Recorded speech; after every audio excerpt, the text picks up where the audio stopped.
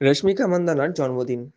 রশ্মিকা মান্দানা একজন ভারতীয় অভিনেত্রী যিনি তেলেগু, কন্নড়, হিন্দি ও তামিল চলচ্চিত্রে অভিনয় করেছেন।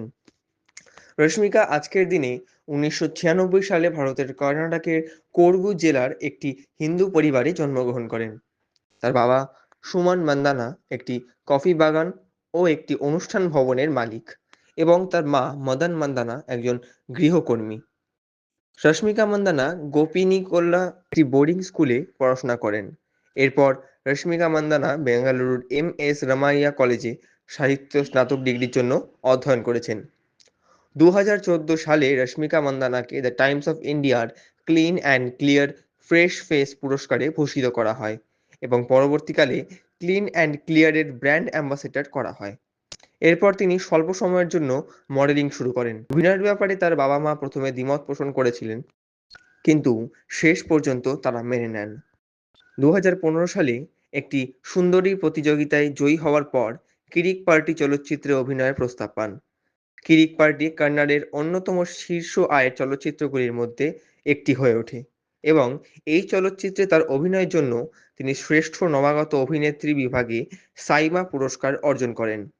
২০১৭ সালে মুক্তি পাওয়া চমক চলচ্চিত্রের জন্য তিনি প্রথমবার শ্রেষ্ঠ অভিনেত্রী বিভাগে ফিল্মফেয়ার ও সাইমা পুরস্কারে মনোনীত হয়েছিলেন। এরপর তাকে থেমে থাকতে হয়নি। তিনি গীতা গোবিন্দম অভিনয় করেন। চলচ্চিত্রটি দেশীয় বক্স অফিসে প্রায় ₹১ বিলিয়ন আয় করে। এরপর ইয়া জামানাতে অভিনয় করেছিলেন তিনি। রশ্মিকা মান্দানা তার অভিনয়ের জন্য আবারও সাইমা শ্রেষ্ঠ অভিনেত্রীর পুরস্কার অর্জন করেন।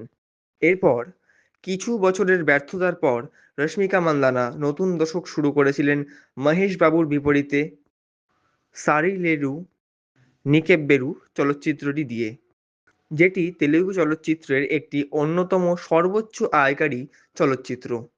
২০২১ সালে মুক্তিপ্রাপ্ত পুষ্পা দ্য রাইজ তেলুগু চলচ্চিত্রে একটি অন্যতম ফিল্ম, যার তার বিপরীতে অভিনয় করেছিলেন আল্লু অর্জুন।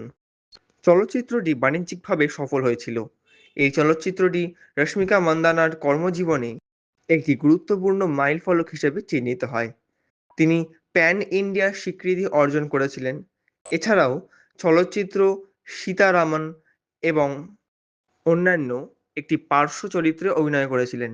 তিনি চলচ্চিত্রটিতে তার অভিনয় প্রশংসিত হয়। রশ্মিকা মান্দানা বিকাশ বাহাল পরিচালিত চলচ্চিত্র গুড বাই-এ অভিনয়ের মাধ্যমে হিন্দি চলচ্চিত্রে অভিষেক করেন। তিনি শ্রেষ্ঠ নবাগত অভিনেত্রী বিভাগে জি সিনে পুরস্কার অর্জন করেছিলেন। ২০২৩ সালে রশ্মিকা মান্দানা তিনটি চলচ্চিত্র বারিসু, মিশন মজনু ও অ্যানিমালে অভিনয় করেন। সিদ্ধার্থ মালহোত্রার বিপরীতে মিশন মজনুতে তিনি দৃষ্টিহীন নারীর চরিত্রে অভিনয় করেছিলেন। সন্দীপ রেড্ডি বাঙ্গা পরিচালিত অ্যানিমালে রশ্মিকা মান্দানা রণবীর কাপুরের বিপরীতে অভিনয় করেছিলেন, যেখানে তিনি একজন নিবেদিত প্রাণ গৃহিণীর চরিত্রে অভিনয় করেছিলেন।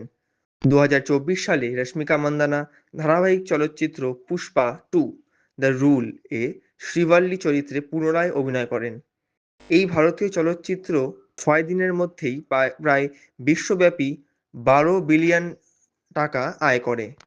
তিনি ঐতিহাসিক নাট্য চলচ্চিত্র ছাওয়াতে ভিকি কৌশলের বিপরীতে মহারানী জেশুভাই ভোঁসলে চলচ্চিত্রে অভিনয় করেন। ছবিটি ব্যাপকভাবে ব্যবসায়িক সাফল্য লাভ করে।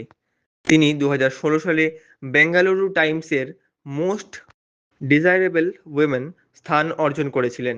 ২০২৪ সালে তিনি ফোর্বস ইন্ডিয়ার 30 অ্যান্ড 30 তালিকায় অন্তর্ভুক্ত হয়েছিলেন। দক্ষিণ ভারতের সর্বোচ্চ পারিশ্রমিক প্রাপ্ত অভিনেত্রীদের মধ্যে একজন হিসেবে তাকে উল্লেখ করা হয়। রশ্মিকা মান্দানা বেশ কয়েকটি ব্র্যান্ড ও পণ্যের প্রচারণা করেছেন। তিনি জাপানি ফ্যাশন ব্র্যান্ড অনিৎসুকার প্রথম ভারতীয় অ্যাম্বাসেডর ছিলেন। তিনি প্লাম ব্র্যান্ডের অ্যাম্বাসেডর ও বিনিয়োগকারী উভয় হিসাবেই দায়িত্ব পালন করেন।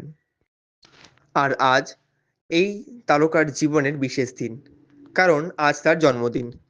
আর তাই এই জন্মদিন উপলক্ষে আমাদের তোমার পৃথিবী 5.0 পরিবারের তরফ থেকে জানাই তাকে আন্তরিক শুভেচ্ছা।